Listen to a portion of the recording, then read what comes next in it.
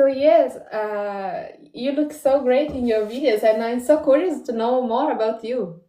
Oh, thank you so much for inviting me. I'm excited to go live. I've tried to do it myself and then like nobody joins and it feels like a bit weird talking to myself. So I'm very happy that you invited me to do this live together. I think it's such a great idea to just have a great conversation, even if nobody's watching. And if somebody joins, then even better. That would be a great bonus.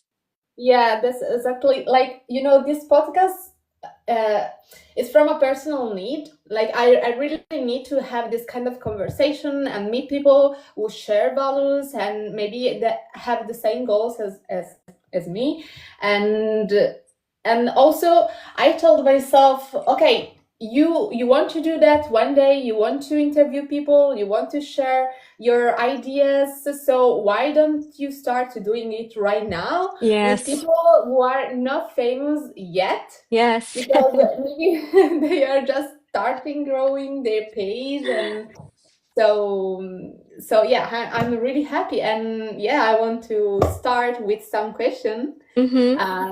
So yes, in your videos you tell a little bit about your story. Yes. So especially about losing your job and that you had to rebrand your life from scratch from the beginning. So I'm really curious about what you like, what you went through, and yeah. Yeah, well, now it feels like a lifetime ago, but actually, it's only been 4 months. So I have been a brand director for my whole career. So for the last decade, I was a brand director for startups, and I've done a lot of rebrands for them. My job was to make things look good on the outside, and I had tied my identity around it. Like my job was my life. I That was like who I was. And so when I lost my job 4 months ago, it was like my world has like, okay, for the first time in my life, I don't have a plan. I don't know what I'm gonna do next. I also kind of need to question everything. Like, okay, now that I no longer have my job title, who am I? Like, what do I really care about? What is my values? And it was kind of like this opening. You can call it a crisis, you can call it an opportunity. It's basically just like, okay, what now?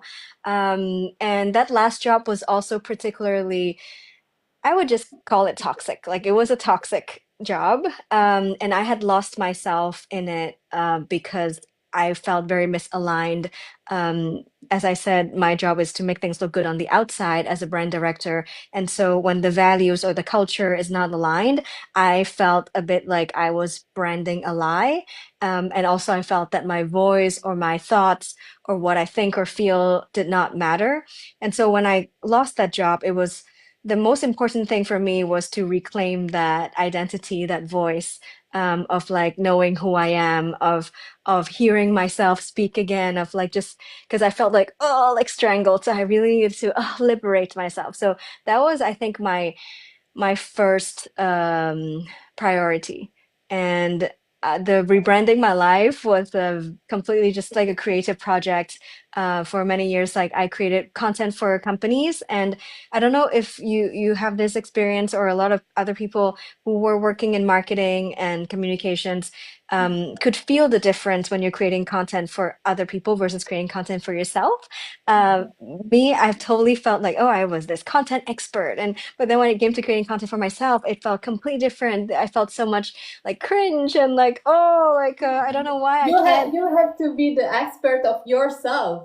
Yes, and then just like the vulnerability showing up, and I have done a lot of videos and webinars, and I even had a show about me for my company, but still it was like for the other brand and not for me. And so I had to kind of relearn all that, and the rebranding my life was kind of just a joke or like a challenge to myself to say like, hey, I've rebranded companies, and now that I don't have a job anymore, I'm gonna do that to myself and rebrand my own life. And rebranding to me is really just reinvention, and kind of like rewriting the story of who I was and who I want to be. And I like very much the idea of a rebrand because a rebrand happens for a company when the outside is not aligned with the inside. And usually, like, when the company wants to grow or acquired a new company, or they want to have a new business direction, they would say, okay, now we need a new name. Like, Facebook became Meta. And then, that's because of Mm, a change in strategy. And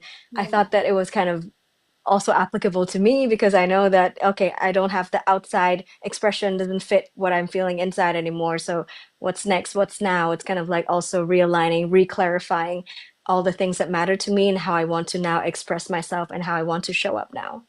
Okay. Yeah, it seems so complex because when you work in a brand for a bigger institution, or I don't know, a company that has a product, Mm-hmm. it's a product. It's Mm, a company. It's something that is not human. So, yes. like, my question is, how can you applicate the same, like, brand a human being? Yeah, I think I've gotten some of that feedback, like, wow, why do you want to turn yourself into a product? And so Hmm. firstly, I think what I want to clarify is that a brand is not just like the aesthetics part. Hmm. Brand to me is first and foremost like a feeling. It's really all the things that you feel about a brand, and it's so hard to kind of explain. It's like even like a company, like how do you feel about Apple? How do you feel about Nike? Like it's a mix of many things.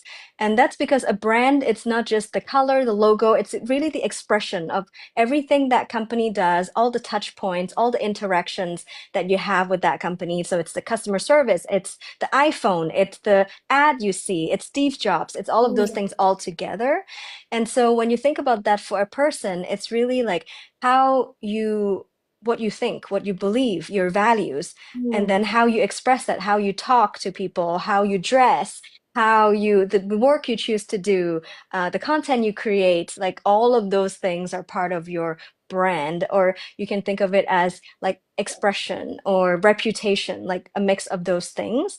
And so I like to think that we all have brands, no matter we're aware of it or not.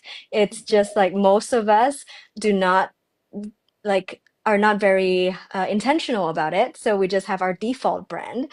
And what I want is to help people shift from going by default to going by design. So then you can create like a stronger, more aligned, magnetic brand that actually works for you.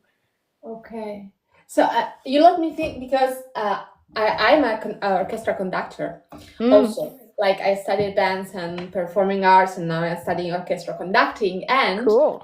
it's crazy how different people in front of the orchestra generates by themselves, like just with their presence, a different effect on the orchestra that, Mm, like, your presence, your soul, I don't know, your energy already has yes. some characteristic, and Yes. the sound of the orchestra change related to the person that they have in front of their face. And it's so Oh, crazy. And you make me feel, when you say, okay, everyone has already a brand, like a brand inside. yes. But and I have a question. So, rebranding or branding your life is something just for people who want to, for example, express themselves in social media, or it's a work that can work for everyone? Yeah, I think so. That's a great question. And I think that my answer has evolved over time. So when I first, just to like kind of tell the story so that it makes more sense, it's like I did those series of like rebranding my life, just like as a creative project to reclaim my voice.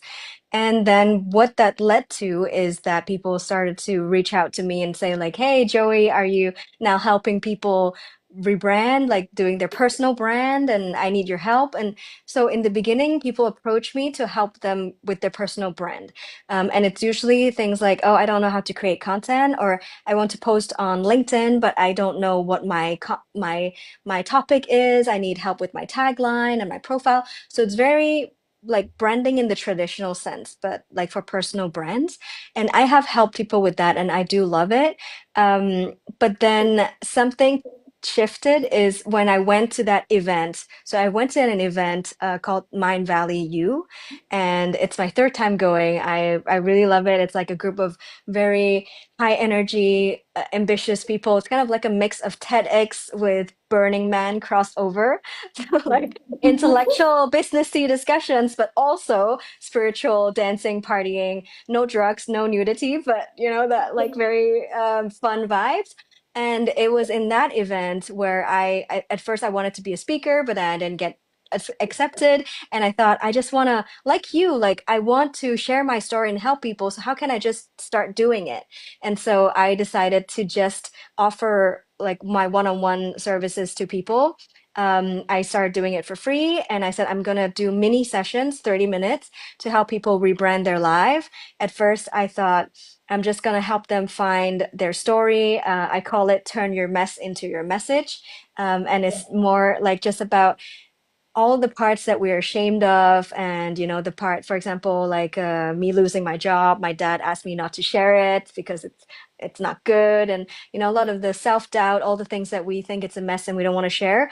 I really believe that is where our message and our magic is. So I wanted to talk about that and help people find their message, and then just to find their unique selling points. And what I mean, this is like a marketing term, unique selling point, but when applied to people, to me it means like embracing their gifts, embracing like all of us have unique gifts, and we all try to be something we're not sometimes because of what society tells us we need to be, like be professional, or like you have to be serious, and but actually maybe your gift is just by being like crazy and weird, and that's your magic. And so I really want to encourage people to find that, especially in this AI age where everything is becoming more and more polished and the same. And so I was focused on doing that. And then I started to talk to people, and they came to me and they first start by saying like, "Oh, I want to grow my brand. I don't know how to do it." Um, but quickly, when I start having the conversations, I realized that it always almost comes down to some kind of mental or emotional block. Like they will say, "Oh, I don't know what to post on Instagram." And then when I ask more questions, they would be like, "Oh, well, because I think like I have to be very energetic on social media, and I'm not. Like I'm more like calm and mellow. So I'm so tired when I have to go on social media." Or they're like, I feel like I need to have one niche. I feel like people don't know what I do, and I can't find that one thing that I am because I love so many things, and so it's all these like mental kind of ideas of what we think we need to be, and there's like tension between who they want to be and who they were told to be. And so I Mm. started to realize that it's more about untangling these mental and emotional blocks, more than like, hey, you need to post 5 times a day on TikTok and like use these hooks and change your font, or you know like, and I felt so much more aligned talking to people about their like inner blocks and identity and dreams. And I also realized I have this intuitive power that I'm able to kind of hear beneath the surface of what people are saying, to really hear, understand the what's underneath the undercurrents. And I find it incredible, and like, okay, this is really much more aligned with what I want to help people with. And ultimately, I'm also connecting it back to the branding stuff, because it's about showing up as your true self and showing up in a way that feels aligned from the inside to the outside, and not just like, let's tag on this cool logo and color and, you know, filter. It's about like, this is who I am, this is who I want to express. And that's what will be more sustainable, because you feel like you're being yourself, and so you don't have to pretend, and it's less tiring, and you can do it on the long term. And that's what a brand is. You have to do things over the long term to build that brand. Mm. And then also you become more magnetic, you become one of a kind, because you're being yourself and there's only one you.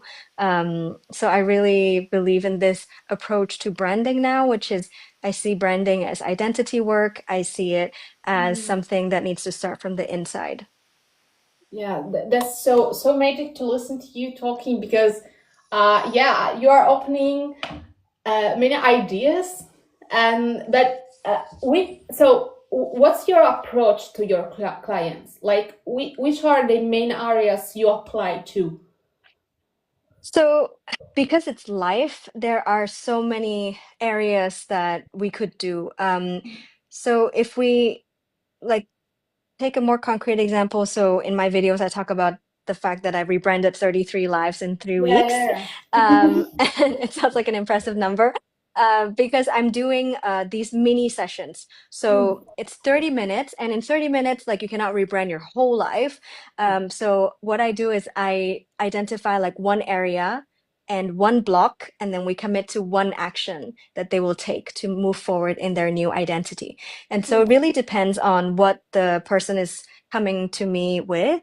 But often the commonality is that they want to show up differently, or they want to shift careers, or they come back from maternity leave and now they're like, oh, I feel like a different person now, but I don't know Mm. how to express that. So there's often like some kind of trigger and pivot that it's making them want to change, that's making them want to show up and express themselves differently. But there's somehow like this block where like I somehow cannot move forward, or I have all these ideas and I can't put it into action, or I have all these drafts and I can't get it posted. So there are a bunch of people that are don't know how to express what they want to be, and then there's this other group that is more like people who are dissatisfied with their life and they don't know what their next step is. So it's more about looking for like maybe their new identity. So it's kind of like the first step is clarifying your vision and what your new identity you want to step into. And then it's like identifying, okay, what is the block that is stopping you from taking that action and being that new person? So it's clarity first, and then like kind of, okay, where are the blocks? And then okay, once we find it, then it's like, okay, what can we commit to that will help us take that first step? Because a big rebrand is made up of many small steps. And Mm. so that first step, it's really what I help people with in that mini session. But my vision is to build out like a full rebrand your life program, which would be longer, probably over a couple of months, where I Mm. can really help them with. I'm framing it as the three phases of a rebrand. First is realigning. So realigning your identity, the same as what we do for brands. When we do a rebrand for a company, you would clarify first what is your belief, what is your mission, your vision, Mhm. and you can do the same for a person. I have my own beliefs. I can share that if you're interested. And then the second step is to re-express. So once you have your identity, you know your kind of your brand compass is what I call it. Then you need to figure out how to express that. And expressing it can be on social media, of course. Like then you decide what platform makes sense for you. Sometimes it's Substack, some people it's TikTok, some people it's LinkedIn. You identify that, and then you identify your tone of voice, how you want to show up, and those. So that becomes more of the traditional sense of branding.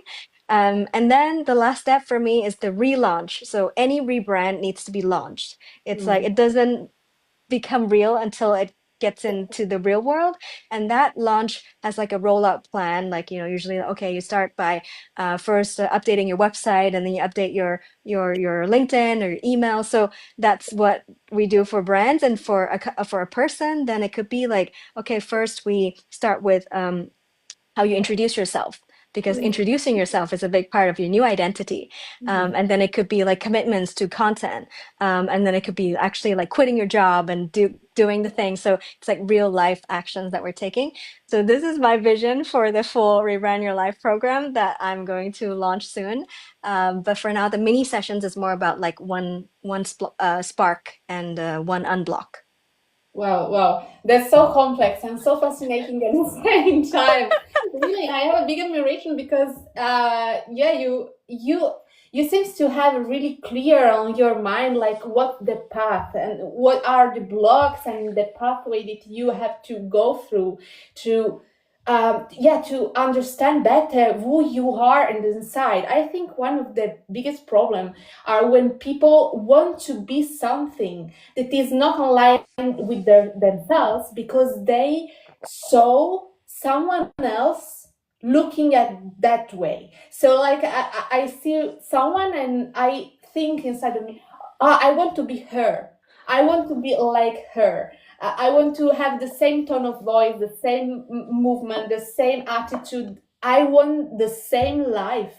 Mm, But then you realize that your life is different, your voice is different, and maybe a big step is to also learn how to accept this, mm, that that's your story, and mm. your stronger starting point, stronger than other starting points that Yes. maybe are outside of you, that is Mm, inside of you. yes. You see that in a lot of people, like people have an image that they want to emulate Mm. sometimes, or not. Yes, I think I've seen that quite often. Like they would, well, sometimes I actually ask them, like, are there any inspiration that you Mm, have? Because then it gives me a sense of like kind of what they are visioning towards. Like, okay, this is what I want to become. And I think there are two things. First is, yes, we don't not want to create an identity based on someone else. That is not true to us. So it's very important to understand what you want is really what you want and not what your parents want or what you like mm, society makes you want. So clarifying your vision for your future is it's very important, and that needs to be done well in what I would call my first phase on realigning your identity. And then once that is clear, though, it is helpful to use other people as inspiration for the expression. Because a lot of mm, times we imitate, it's like when we start to learn to talk, like you're imitating your daddy, like, ma, ma, ma, and then you slowly learn how to speak yourself, and then you get your own personality and tone of voice. And so I think if people are starting out in content creation, it is okay to like imitate and replicate until they find their own voice. But then it's not the same as like, oh, I just want to be a copy of somebody else, and then you lose yourself in it. yeah, yeah. And I also wondering, what about blogs? Like some blogs are deeper than others, right? Yes, yes. Like sometimes I think also this, I want to replicate someone because I don't want to look at my blogs really. So Mm, I think if yeah. I emulate someone that is outside of me, it's easier. Like I want to show up as her. I want to seems like, but sometimes we have some blocks that are really psychological and hidden maybe inside of Mm, our belly somewhere, yes. and it's really difficult to solve them. Yeah. I think you touched on something very interesting about like the fear of being seen as yourself. Mm.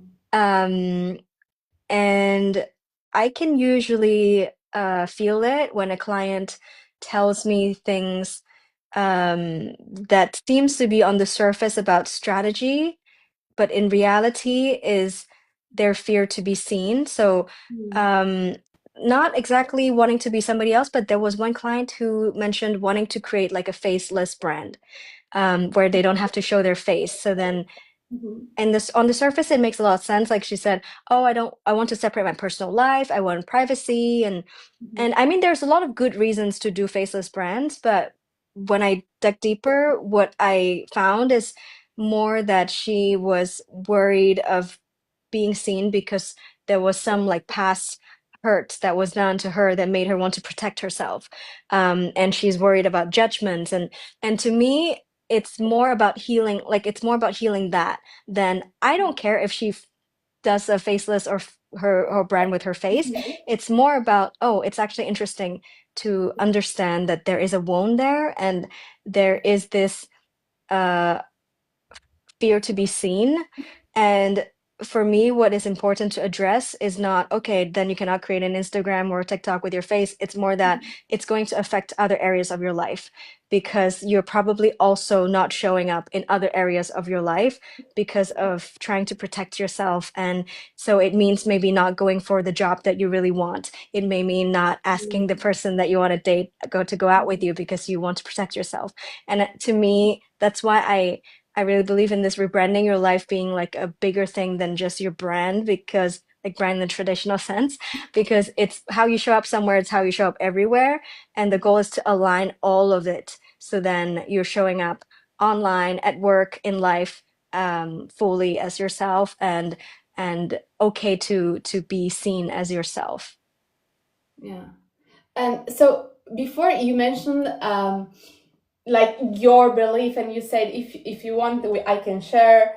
I was wondering, what about your life before the rebranding? Like, can you Yes. like tell tell us a little bit the story? How was your life before the rebranding, during?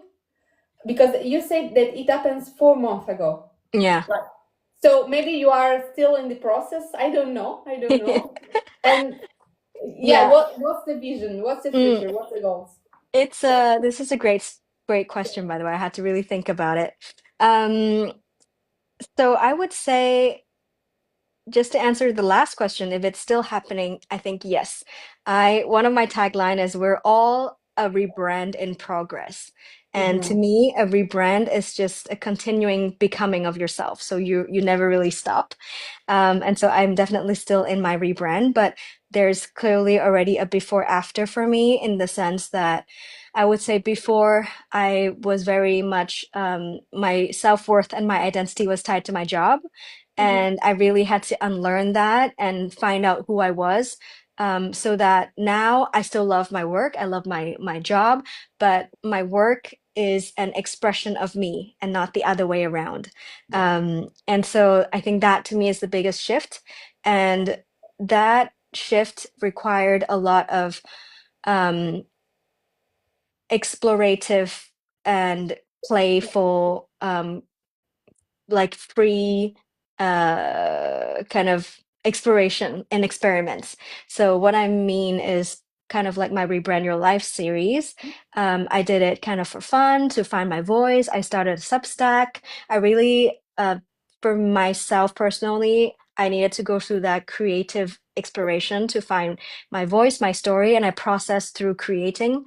And so I really gave myself, the time and the space to, for the first time in my life, because I've always had a job after job. Like I've never had Mm. an open, like, Full what do you time. call it? Like, yeah, like a time where indefinite amount of time where I'm like, I don't know Mm-hmm. what I'm gonna do next. I don't know a plan. Like Mm-hmm. first time in my life this happened. And I think I needed to unlearn a lot of that. Like I had moments where I felt, oh my God, what am I doing? Like I don't have a plan. I need to get some, money, or I need to start a project. Like there's a lot of things. And then I catch myself and thinking like, no, it's fine. Like you have savings, you have support, you can take the time to like first detox from the toxic job, and Yes. then to figure out what you actually want. And it's also like hearing my voice versus other people's voice, like my dad's voice. It's a very loud voice in my head, like, oh, don't say that, don't do this, and you need to XYZ. Like, I think it's like clarifying which one is my real inner voice, which one is other people's voices.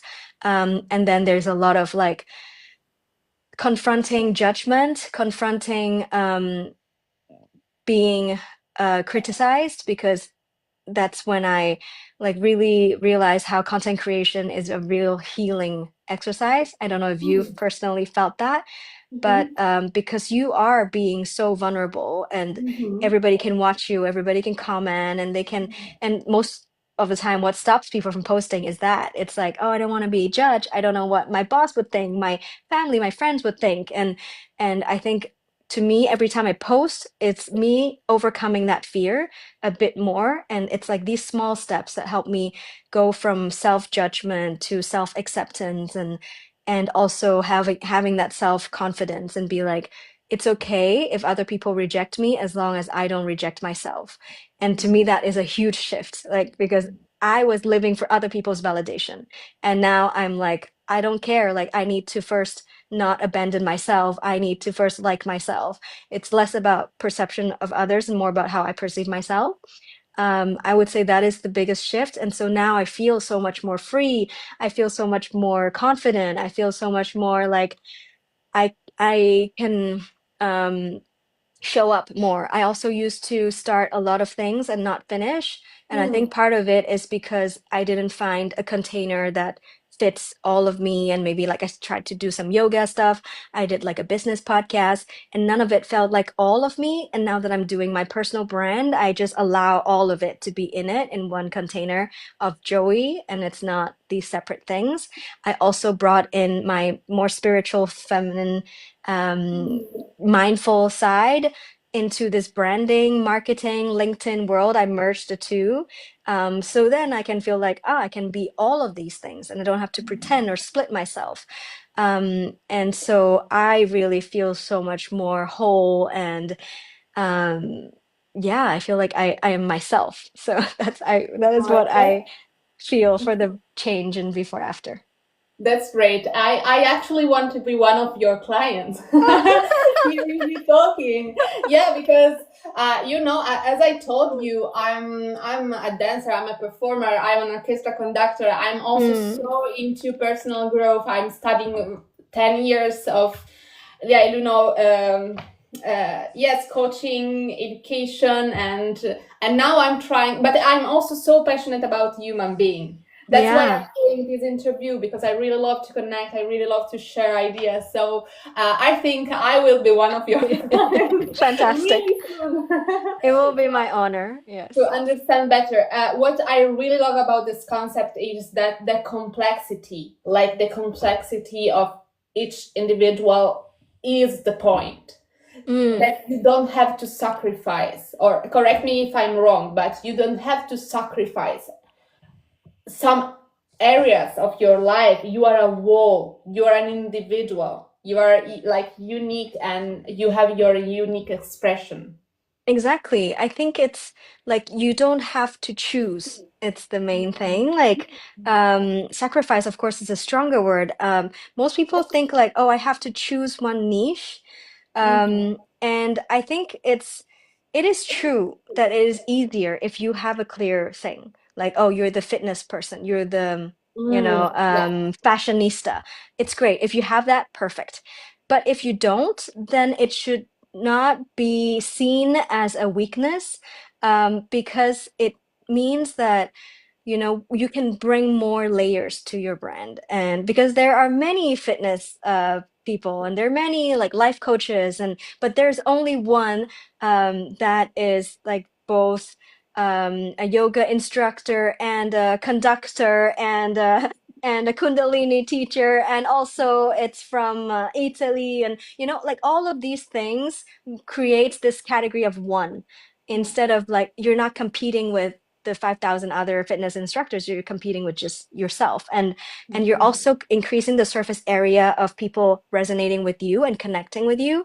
One of my clients I that helped rebranded, she is a food influencer, and she already has 50,000 followers. She's very successful, but she doubts herself a lot, and she's like, I don't know what my brand is, I don't know why people follow me. Mm. And when I start working with her, I like realized and uncovered the fact that she has like restaurants, like her family does restaurants since she was a child, and she actually has like this huge history of like they changed different businesses. She has entrepreneurial blood in her family, and then her dad passed away, and now she thinks life is too short to be unhappy, and she wants to quit her job as a lawyer and become a full-time food blogger. And all of these things she's not talking about in her content. She's just like showing, oh, 5 best spots to have your croissant in Paris. And I'm like, these are like all the gems that you can infuse in your storytelling that's helping people connect with you and follow you. And that those people who follow you for you are going to stick around so much longer because they care about you. And then you can also pivot, because maybe one day she doesn't want to talk about food. Maybe one day she wants to talk about starting her entrepreneurial journey or other things. And it's more flexible if people are following you for you and not for the thing that you're doing. Yeah. That's all so interesting also, because like always relating to the orchestra stuff, because I mean it's what I do every day. Yeah. Also, a difficult point for women orchestra conductors is that they don't have anyone before. Like all the orchestra conductor are men. Mm, So for us, it's really difficult how we present ourselves, because mm, a man orchestra conductor has kind of archetype, like mm, they are or the this the father or the like more rude and like conductor, really with a lot of courage, they have some kind of um, image that they can relate to. But there is Mm-hmm. no woman who can, like an orchestra conductor can't be a mother, like, Mm. because you have to lead a lot of people. So Mm. women orchestra conductor are trying to build their identity in the podium, Mm-hmm. and that's really really difficult, because as in social media, you are totally exposed, Mm-hmm. and you have to relate to your femininity, Yes. and you I think you have to be healed, really Mm-hmm. healed on your femininity, um like your background, your relationship with yourself as a woman. Yes. Yeah. Yeah. Because you express yourself Yeah. with your voice, with your body, with your gaze, with your beauty Yeah. also. That Yes. that is a lot. Like Mm. your face, your hair, your gaze, your voice, it's a lot. It communicates a lot. Uh, Yeah. and yeah, I have a question for you, because you mentioned in one of your video about femininity, Mm. and you were talking, yeah, like rational thinking, femininity, and I'm a big fan of intuition. I always Mm. take a deep decision following my intuition. Mm. So I wanna I wanna ask you, Yes. how can we make strong decision, like just using not just rational thinking, what seems to be the best for us, but using all this alignment that you say, like the alignment with yourself, with your truth.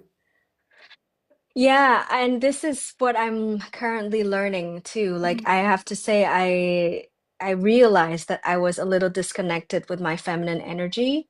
And I am actively trying to reconnect with it by like doing more body activities like dancing, and allowing myself to play and being creative. Like I think that for a long time I have been also operating in a more masculine mode, in the Mm, sense that I am, all about action and taking control and, going out and doing things and more on like the, oh, you need a plan than like allowing and receiving and being intuitive and also trusting. Like I think these are kind of qualities and ways of thinking that I am actively learning to embrace more of.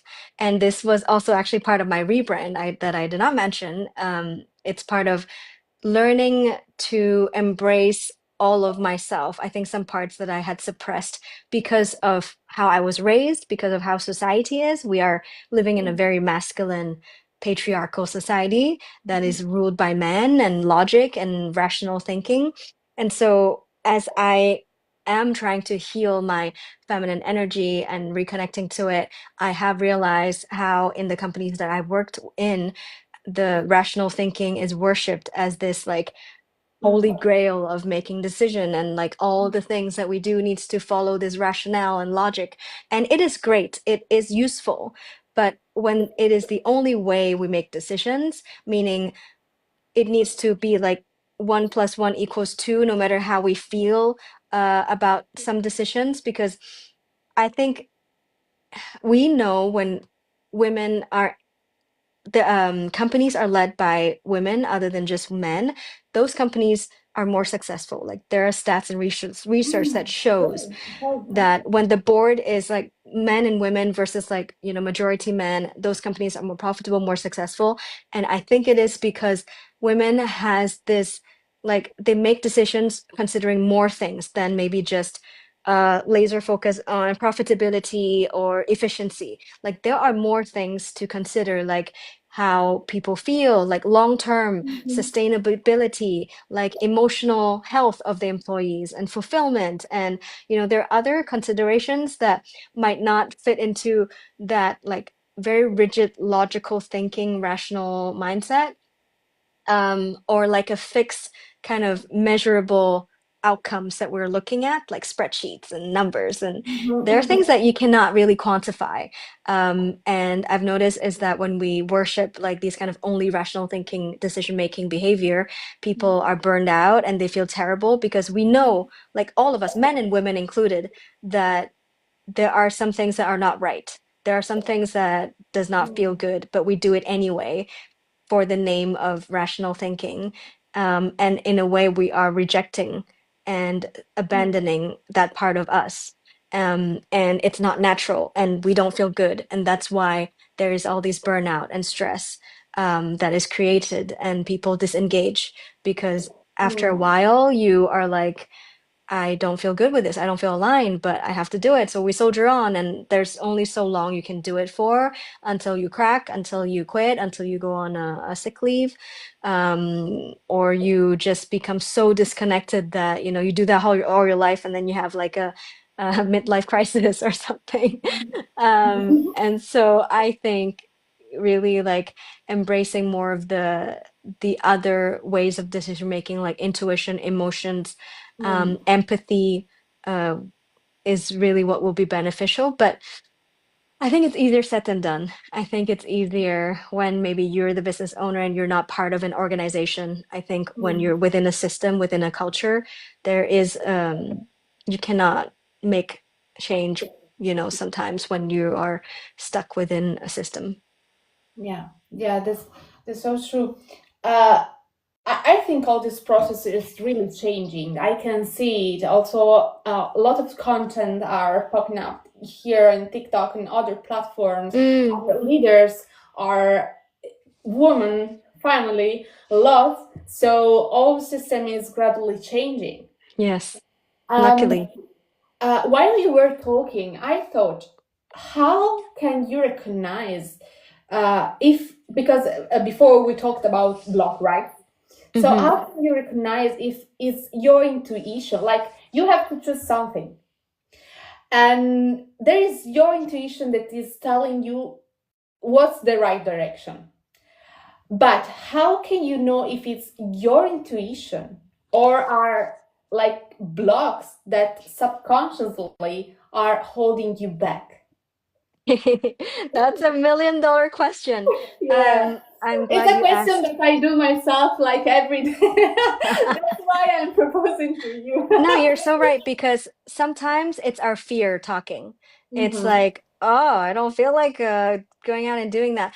And I think first is your intuition gets better the more you listen to it and the more you test it. So like Mm-hmm. it's like if you have this intuition, you follow it and you're like, oh my God, that was the right decision, then you gain confidence and you learn to hear it. But I think for me, I do two things. One is I I think there is our mind and there's our intuition. Like our mind is extremely unreliable. Our mind is like a monkey mind. It has all these different things. It changes all the time. Um, and then there's this quiet intuition that Mm-hmm. is a different energy. And you cannot really tell, I think, until you kind of learn to tune into that. So it takes a while. But for me, like I can tell the difference when I'm in my meditation, for example. So I can hear, like, once I quiet the mind, then the voice that comes out is my intuition. And it also carries more of a calming energy. It's like more, of course, this is what should be done. It feels inevitable, it feels obvious, it feels natural. And there is not that much like, uh, oh, is this right? Like that kind of questioning. And it also feels, I already said like peaceful. Like yeah, that's the right thing. And it should feel light rather than heavy. It feels Mm-hmm. very intangible, but like it really felt like I feel like it feels light, it feels clear. And also you, even if you're a bit scared, it's like a good kind of scared rather than like like a bad kind of scared. I think there Yeah. is a difference, like something you dread versus like, oh my God, I'm so scared, but I'm gonna do it type of feeling. I think Sonia Choquette is really someone that is very good with Mm, intuition. She writes a lot of books about intuition, and I love listening to her speak about it. And I would recommend it if you want to learn how to connect more and listen more to your intuition. Sonia Choquette. Um, yeah, but it is really like a practice. But I would say ask yourself, does this feel light or heavy? That is mm, a good indicator too, in life in general. And also, does it feel like this is coming from love or from fear? Because decisions that mm, we make are one of those things. So, mm. Yeah, that's so interesting, especially your last question, does it come from love or from fear? mm, And I think that that's a kind of frequency that we can really feel into our body. yes, What feel right and what feel aligned. Like it feel like there is a continuity. There is everything is moved. Everything is and also the universe reacts. Also the mm-hmm, universe, as soon as you made that decision, like the universe magically said, yeah, you're right.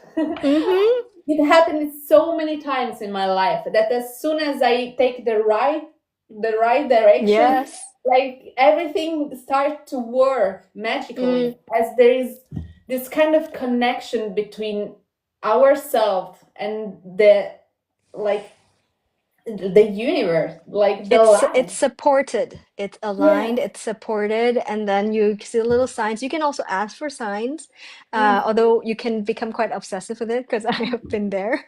I And then you're am. like, is I that the am sign? Is that the already. sign? Give me another sign. I am already. Yeah, I have this obsession with. I interpret everything that happens to me in my life. That's Mm, very mind changing, but it's so nice to do it. Like when mm, something bad happens to me, I always wonder why. Why? mm, What does it mean? Why mm. is this happening? Also, like bureaucratic stuff, or when there is a delay or why is happening to me, because there is Yes. it's meaningful, it's something, is a message. Oh my And God. I'm I living through want, that right now. yeah, I want to relate to another video that I saw, because as you understood, I just talked to you before this Yeah. video. I just You were talking about guys, spiritual guys. Mm, yes. You were mentioning Dumbledore, actually. It was Yes. so nice to see. But yeah, I'm so curious if you want to share Mm. what's your relationship with guys, like spiritual guys? Oh man, I've never spoken this to people other than that video that I made. Mhm. Maybe I should talk about it more because that video actually did really well. But I thought, again, I thought it's a mess that I need to hide because it feels a bit crazy and woo-woo and Yeah. um but so I just do those in my meditation. Like I follow this guy called Jeffrey Allen. He has a great meditation about speaking to your guides. And so I Mm, follow the meditation and he tells you to like just imagine you're calling into like the clouds or wherever and asking for your guides to show up and you can have a conversation with them. And mm. somehow to me like that was Dumbledore and then I also have Michelle Obama in there. Wow. Um depending on the day I need a different type of energy. Mhm. So for example, this morning I spoke with my guides. I asked Dumbledore to come and help me because I am feeling very frustrated with the fact that I haven't got my visa approved and I'm stuck Mhm, mhm, and I'm asking the question that you were asking, like, why is this happening for me? Like, not to me, but for me. I'm accepting that there is a lesson here, mhm, but I'm like, I don't know what it is. I'm like, oh, I'm so frustrated. And every time, those are the moments where I just feel so stuck and I can feel myself going into a negative spiral that I talk to my guides. And because I know you can think of it as just maybe talking to yourself, but as an external perspective. Mm. And to me, I see Dumbledore as this ultimate symbol of wisdom. And, I grew up reading Harry Potter, and it's also comforting. It's like he has all the answers. He knows everything, and he's so Mhm. powerful, and I feel reassured and safe around him. And so to me, that is just that energy that I need whenever I feel like, oh, I don't know what's happening. Please tell me. Yeah. And and in that conversation, like he told me, or I don't know, I told myself as Dumbledore that, this is actually such a great opportunity for me to, it brought into light some of the other kind of wound and trauma that I still have around money, around Mhm. security, because basically I can't start my job and my unemployment benefits has stopped, and now I have no income coming in for the first time in my life, and so I feel very insecure and unsafe, and so, Dumbledore, my guide, was telling me like this is something you need to heal. Like this is you confronting Yeah. something that you still need to heal, so then you can bring that to light, get that over with, and then you can show up even better. And Mhm. so it's like this kind of insight that I got from this meditation with my spiritual guide. And I really love it. Every time I just feel like like I get this insight that I suppose is inside of me, but somehow I don't consciously, know it. But through the meditations, through Dumbledore's mouth, then I can hear these like kind of wisdom, Mhm. and it Mhm. almost always helps me because I think sometimes when you're frustrated, it's like, why? And Mhm. once you know why, then you feel like, okay, well, I accept, like it's true. It is actually beneficial for me, and now I feel okay and better. And you have to release the sense of control, right? Yes, yes. Oh, yes. And that's also an opportunity for me to really lean into my feminine energy, which I say I want to Mm. heal. Yeah. And so it's like, okay, you say you want to heal. Now this is an opportunity for you to lean Yeah. into it. Like, because you can say many things, but it's really when you're tested, when you have to use it, that you Mm. know whether you actually have it. It's like faith. It's like, do you actually have faith, or are you just believing when you see things? But faith is believing when you don't see things. Mm. So it's kind of testing, like, Mm. how much do I trust? Yeah, that's actually the last question I want to do. It's about faith, sense of control, and surrendering.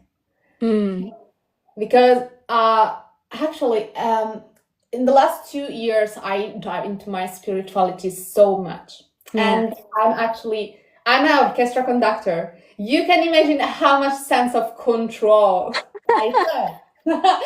But it's life. Like life is something you cannot control all the time. Yeah. And that's where the faith and the surrendering and like to accept that there is something good that is happening through us, something good that is manifesting through us, something that is Mm, passing through us that we yes. cannot control, but we have to trust. Mm, So, what about this? You actually were mentioning before an event. Was the same event you posted where yes. it was that video about surrendering, right? Yeah, I went to an event where there was a guru lady on Mhm. stage. She's a Sadly, okay, I'm gonna butcher her name, so just go watch my Yeah. video on my profile. Um, but she was asked a question like, um, how do you surrender but still show up? Like, what does it mean? And I had that question myself because, like, you hear all those people saying like surrender, surrender, allow, and so you're like, okay, so should I just sit on the couch and do nothing? And so Mhm. she said that surrendering is not just sitting there and eating chips. Mhm. Surrendering is showing up, doing your best. So she wrote a book. She said she did her best. She asked everyone who has written a book how to write it. She Mhm. did the best she could, but then letting go of the expectations of the outcome. So Mhm. it's like giving your best, giving your all. So maybe you show up to your orchestra and you practice and you like give your energy, but Yeah. then you detach from how it's going to go. Maybe the chandelier is going to drop, or maybe the light turn off, maybe there's a fire, maybe somebody's sick. Like these things you cannot control, but what you can control is like how you showed up, and then you let God, the universe, take care of, you know, the rest. And you let, you know, maybe a very important person is in the audience and they will see it and it will change your life or Yes. not. And these are the things that, you know, we surrender to the universe. And I think part of it is also trusting that there is a plan that is Mm, better than your plan.